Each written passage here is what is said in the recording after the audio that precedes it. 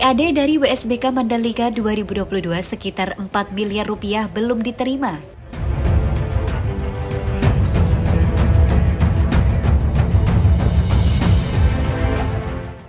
Badan Pengelolaan dan Pendapatan Daerah Kabupaten Lombok Tengah, Nusa Tenggara Barat menyatakan belum terima pendapatan asli daerah dari pajak hiburan pada ajang World Superbike yang digelar di Pertamina Mandalika International Street Circuit 11 hingga 13 November 2022.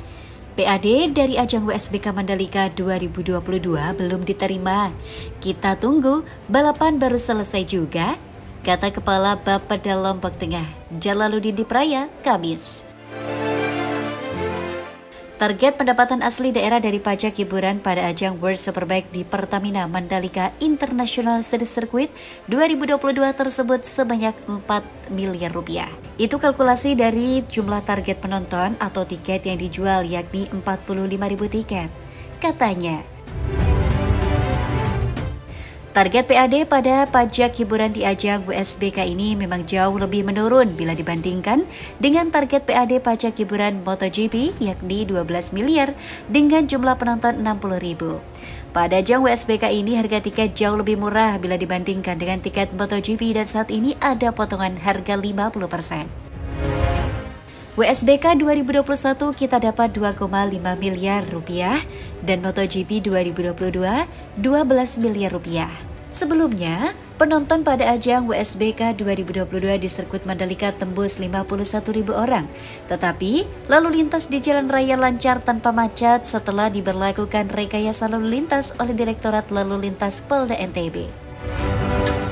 Alhamdulillah, meski penonton WSBK pada hari terakhir ini membludak hingga 51.000 lebih, namun lalu lintas tetap lancar, kata Direktur Lalu Lintas Polda NTB Kombes Pol Joni Widodo. Ajang WSBK itu berjalan lancar berkat kerjasama semua pihak dan kesadaran masyarakat NTB saat berlalu lintas.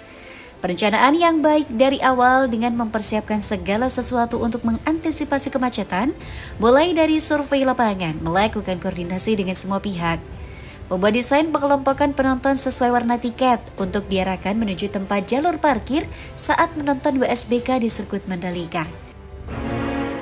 Toprak Rizky Atioglu mencetak hasil gemilang pada WSBK Mandalika 2022 yang digelar akhir pekan lalu 11 hingga 13 November 2022. Menggunakan Yamaha YZF-R1, Toprak Rizky Atioglu memborong kemenangan di 3 balapan World Superbike Mandalika 2022, sekaligus pole position dan rekor fastest lap.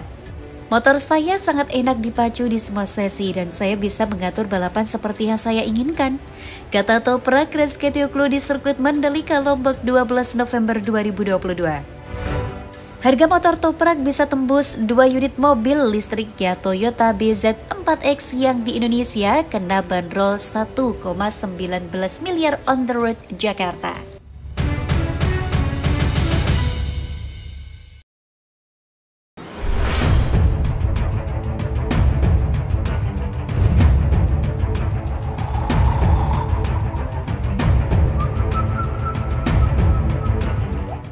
Diuntungkan punya berat badan ringan?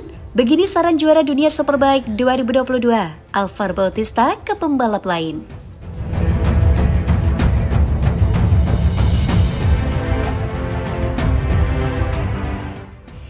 Jelang akhir kejuaraan dunia World Superbike atau WSBK 2022, muncul pembahasan mengenai berat badan pembalap yang memberi keuntungan kepada Alvaro Bautista. Pembahasan berat badan pembalap muncul menjelang seri World SBK Indonesia 2022 di sirkuit Mandalika.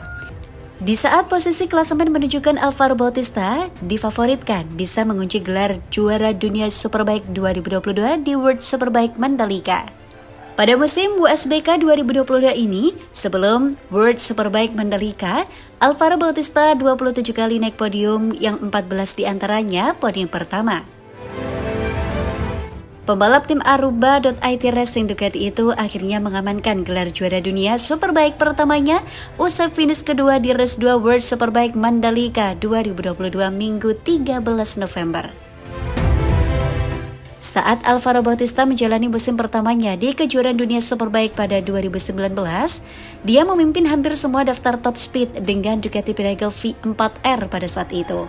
Para pesaingnya takut dengan pencapaian ini.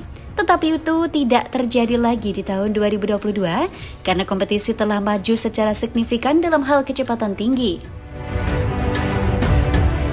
Pembalap tim Kawasaki yang juga juara dunia Superbike 6 kali, Jonathan Rea bahkan menilai mesin Honda CBR 1000 RR-R berpotensi lebih baik daripada motor Ducati. Namun demikian, para pesaing tidak memiliki peluang untuk bertahan lama melawan Alvaro Bautista. Yang lebih penting dari top speed adalah akselerasi, kata Alvaro Bautista. Saya ringan yang memberi saya keuntungan di trek lurus. Lanjutnya. Tetapi pembalap Spanyol ini mengakui pada saat yang sama berat badannya memiliki kekurangan, tetapi ini lebih sulit dilihat. Di trek lurus keuntungan mudah dilihat karena semua orang melaju lurus, ujar juara dunia GP 125cc tahun 2006. Jika pesaing saya menginginkan lebih banyak akselerasi, maka mereka harus berbicara dengan pabrikan mereka sehingga mereka dapat membantunya.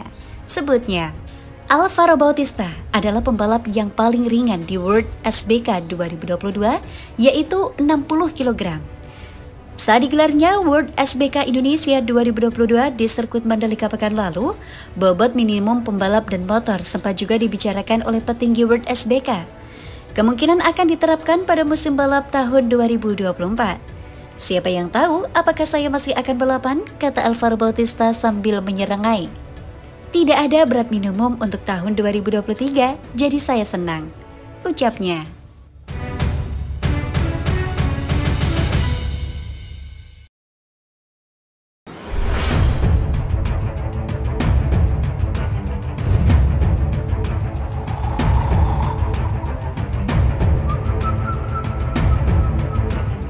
Mengenal tukang masak tim KRT WSBK Mandalika. Namanya adalah Bode Clara. Model aja kalah, Cak.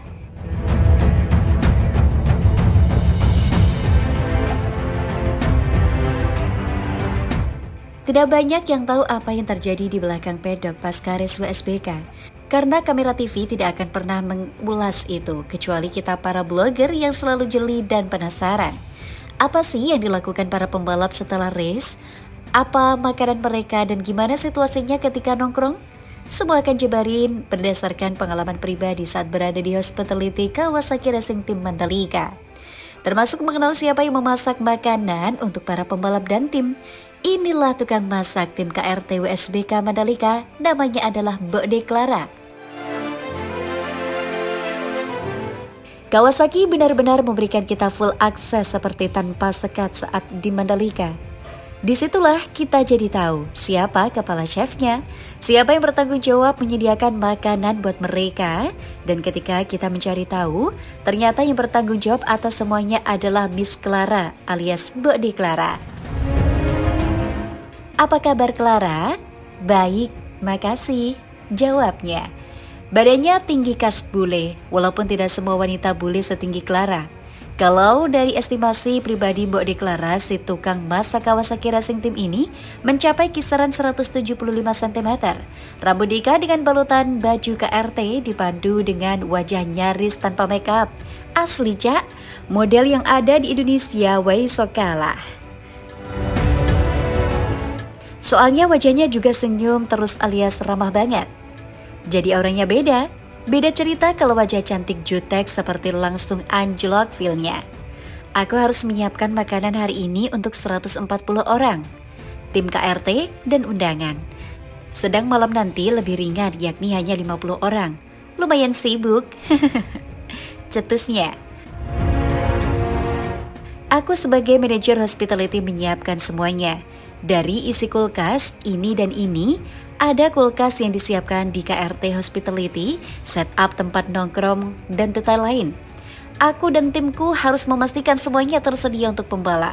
Daftar makanan dan lain-lain semua aku yang siapkan, tambahnya sambil tersenyum. Nah, soal makanan yang menarik pasti bakal mumet jika tidak biasa. Lidah akan berontak karena semua rata-rata adalah sayur mentah. Mulai dari kacang-kacangan, mentimun, salad, terong, wortel, kayak tanpa banyak rempah-rempah. Dan memang itulah makanan yang dimakan para pembalap.